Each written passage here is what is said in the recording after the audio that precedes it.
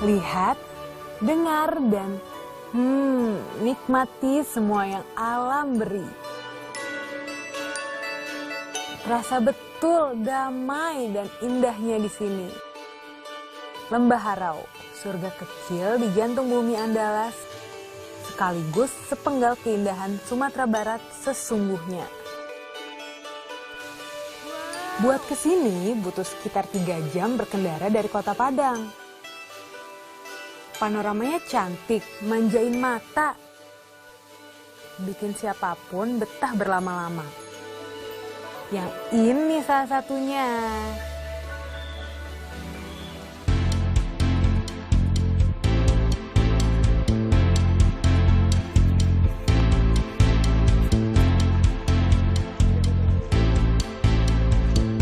Cantik ya, makanya banyak yang sepakat Harau tuh bikin jatuh cinta. Selain menyusuri alam dan air terjunnya nih, kita juga bisa melihat pesona tebing-tebing indah Lembah Harau kala berperahu seperti ini. Eksotis ya? Jangan lupa cekrek-cekrek dulu.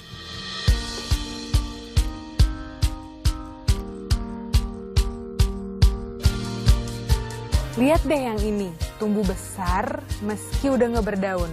Tapi Allah nggak menjaganya buat sia-sia, semuanya punya makna. Buktinya pohon ini sekarang justru jadi daya tarik tersendiri. Pohon ranting kering dikelilingi hamparan pasir berpadu nuansa indah lembah. Banyak travelers yang bilang ini jadi spot Lembah Harau rasa Korea. Kalau buat aku, ini memperkaya nuansa lain di sekitarnya. Tinggal cari angle yang pas, pose kayak gini hasilnya. Kece kan? Sebab tak ada satupun jawaban, kecuali Allah ciptakan semesta untuk suatu maksud dan tujuan. Termasuk memperdalam pengetahuan, terlebih ilmu agama. Di balik eksotisnya di Harau, berdiri kampung penghafal Al-Quran. Namanya Insan Cendekia Boarding School. Semacam sekolah asrama khusus untuk generasi muda belajar menghafal Al-Quran. Ada sekitar 100 rumah buat tinggal santri sehari-hari. Boarding school yang berdiri 8 tahun lalu ini sekaligus jadi ikon kawasan wisata religi. Siapa aja boleh datang. Ustadz, apa sih yang membedakan boarding school ini sama boarding school yang lain? Iya, pada dasarnya seluruh boarding school ini sama. Cuma kita punya program unggulan di sini yang mungkin ini menjadi ciri khas dari pesantren kita. Kita punya program menghafal Quran, kita punya program untuk bahasa Arab, ya.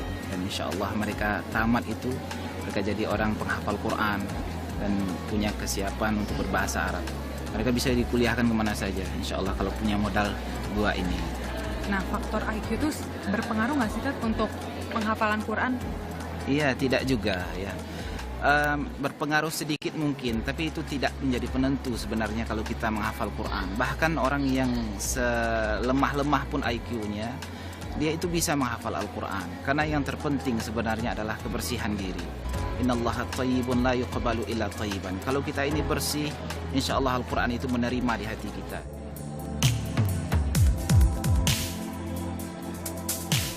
Begitulah cara Allah bekerja. Manusia wajib berusaha dan berdoa, tapi keputusan tetap di tangan Allah. Perkara prestasi, hidayah, atau rezeki.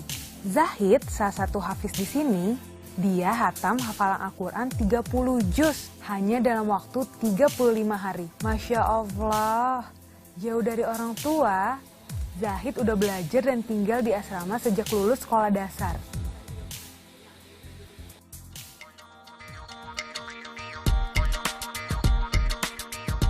Berkat kemampuannya menghafal Al-Quran, remaja 17 tahun asal kota Padang Panjang, Sumatera Barat ini pun meraih sejumlah prestasi. Seperti juara 2 Musabaqah Tilawatil Quran Kota Padang Panjang tahun 2018. Tipsnya apa nih bisa hafal segitu banyak juz? Tipsnya sebenarnya mudah aja, Kak. Jadi kita tuh harus tahu apa aja keutamaan-keutamaan yang Allah kasih untuk penghafal Quran ini kan. Nah, jadi dengan kita tahu apa keutamaan-keutamaannya, kita akan jadi lebih semangat untuk menghafalnya, menghafal Quran. Jadi pertamanya fungsinya ya, harus tahu fungsi dan keutamaan Al-Quran. Nah itu apa aja sih sebenarnya keutamaannya nih kalau boleh tahu? Kalau keutamaannya sih Allah bakal kasih kita syafaat untuk memasukkan keluarga kita yang telah pasti jadi penghuni neraka untuk masuk bersama-sama ke surganya Allah Subhanahu wa taala. Masya Allah. Jadi menolong banyak orang juga ya.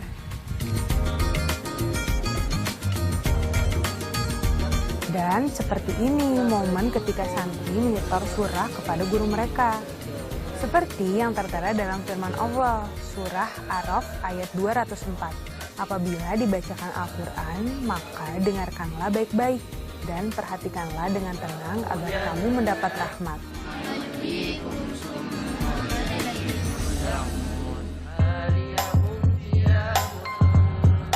Kebayang pengorbanannya, kebayang usahanya, kebayang juga betapa beruntungnya para santri ini merengkuh berkah di jalan Allah.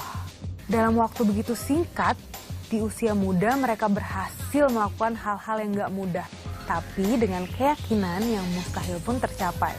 Seperti hadis yang diriwayatkan Bukhari, sebaik-baiknya kalian adalah siapa yang mempelajari Al-Quran dan mengamalkannya. Nah, buat yang juga ingin bisa menghafal Al-Quran, Zahid dan teman-teman di sini punya 4 kiat. Pertama, cari lingkungan yang sportif, mulai dari keluarga, teman, hingga lingkungan yang nyaman seperti alam harau yang tenang, supaya lebih jernih menghafal Al-Quran. Kedua, cari guru tahfiz khusus, nggak bisa sendirian. Kadang kita luput ngerasa udah bener, misalnya panjang pendeknya atau pelafalan hurufnya. Makanya harus ada yang ngoreksi dan mengingatkan. Tips 3, hindari maksiat-maksiat kecil. Ingat, seperti pepatah, sedikit-sedikit lama-lama jadi bukit. Siapa yang tahu kalau maksiat kecil yang kita lakuin itu ternyata numpuk jadi banyak. Dan ini bisa menghilangkan hafalan kita. Yang keempat, istiqomah. Selalu perbaharui niat, banyakin berdoa. Kalau udah niat, pasti bisa. Meskipun dalam sebuah bisikan, Allah Maha mendengar, insya Allah bisa.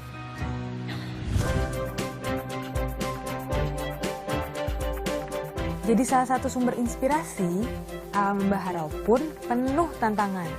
Untuk dinikmati juga tentunya disyukuri bersama.